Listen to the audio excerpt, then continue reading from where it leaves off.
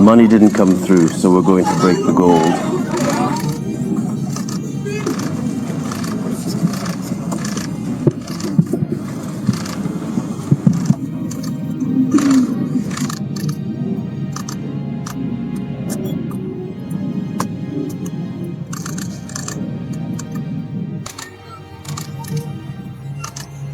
Excellencies, Mr. President of FASO, with your permission, I would like to present the equipment. Africa. Listen carefully while some leaders are still flying abroad. Standing in donor conferences, holding bowls instead of blueprints. One young African leader is quietly changing the rules of the game. No noise, no IMF lectures, no begging, just action. Today, Burkina Faso speaks again. And the message is loud. Breaking news. Captain Ibrahim Traoré has done it again. Not with speeches, not with promises, but with 2,000 motorcycles handed directly to the national police for the safety of the people, for the service of the nation, and as if that wasn't enough, the Prime Minister announces pre-feasibility studies for a metro system in Ouagadougou and Bobo-Dioulasso, Africa.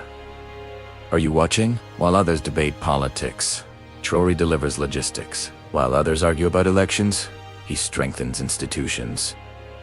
2,000 motorcycles, not donated, not borrowed, not lease, provided. This is not charity. This is state responsibility. A police officer who cannot move, cannot protect. A nation that cannot secure itself, cannot develop. Traoré understands something many leaders forgot. Security is development. Service is leadership. Action is credibility. Africa does not lack ideas. Africa lacks leaders who act. Now, pause. Let this sink in. A metro system in Burkina Faso. Not Paris. Not London.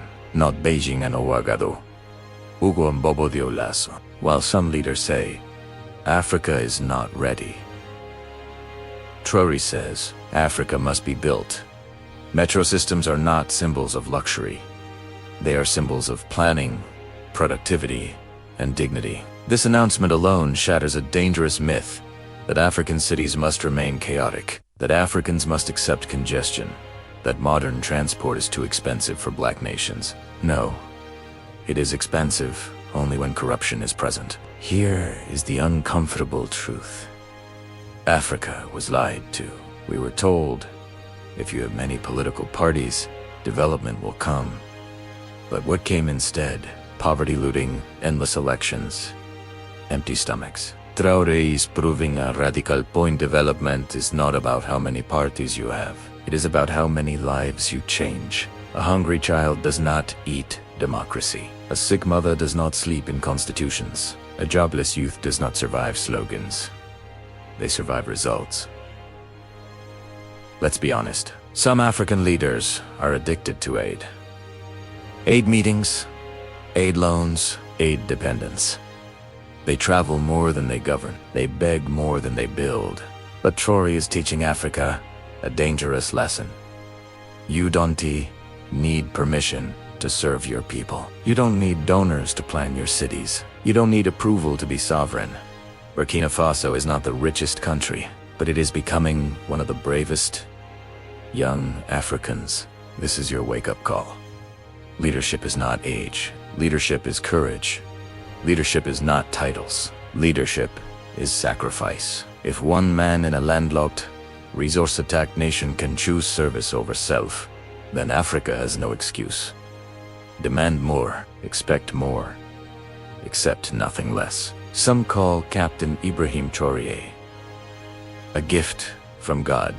Others fear him. But history will judge him by one thing. Did he serve the people? And so far, the answer is loud. Motorcycles for police, metro plans for cities, dignity for Africans.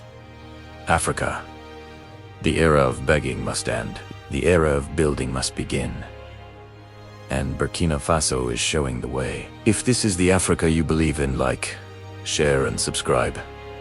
Pan-Africanism is action, not talk. Excellencies, Mr. President of Faso, these motorcycles, of which we have received a quantity of 2,000, are Niento-type motorcycles. Niento, which is inspired by the Gulmachema language and means security. These motorcycles are 250 cc in engine displacement and weigh 120 kilograms when empty.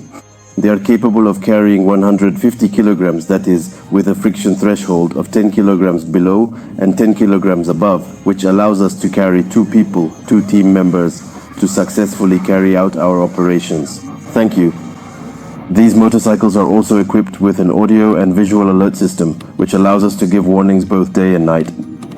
And it also helps facilitate our interventions. As with everything regarding these vehicles, Mr. President of Faso, we have the economic factor to consider. These motorcycles are truly very economical because in terms of fuel consumption, we have 2 perspectives. 4 liters per 100 kilometers compared to other large displacement vehicles. And also in terms of maintenance, these motorcycles already have spare parts available locally, and we have qualified personnel, which makes it much easier to service them, compared to other vehicles with much larger engines whose ownership and acquisition costs are much higher. In terms of handling, you can see that the motorcycle is not very big, and its weight, which is 120 kilograms, makes it much easier to handle. So these are motorcycles that will allow police units to respond much more easily. Our intended use for these motorcycles in the future is to reduce response times, and also, under the leadership of the Minister of Security, the S24/7 security concept was launched during the Patriotic Engagement Days. This creates a synergy between the visual factor and the units we have deployed in all the cities. These motorcycles will further increase our operational capacity. This concept will also allow us to respond more quickly. Additionally, these motorcycles will be used to clear the way in case of an accident.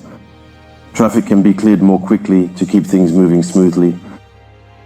Finally, the system we have for sound and visual effects will also be used for escorts, because there are times when vehicles are struggling to get through. Priority vehicles, especially ambulances or escorts, these motorcycles need to be able to respond quickly to help keep traffic flowing. And the last point is being able to intervene in areas our vehicles can't reach, especially in high crime zones. Always achieve the objective, but with the same efficiency. That's it, among other things. This is what we ultimately envision for the use of these motorcycles. Ready to go. Continue. To encourage the team to give their best so that in the different cities people can be safe. Thank you very much and make good use of it. With these motorcycles, we promise to make a lasting impact on security and provide reassurance to the population that needs it. Thank you, Excellent. Thank you for your time, and I wish the best of luck to everyone. Thank you, Excellent. Comrade Captain Ibrahim Traoré. The President of Faso, Head of State, has just given us 2,000 motorcycles to strengthen security. You know that in the 2026 to 2030 recovery plan, ensuring security is an element listed as pillar number 1. So this allocation of motorcycles will further strengthen security throughout the entire national territory. You know that when it comes to security, mobility and speed are essential. So these motorcycles will go into the hands of the national police and will be deployed very quickly.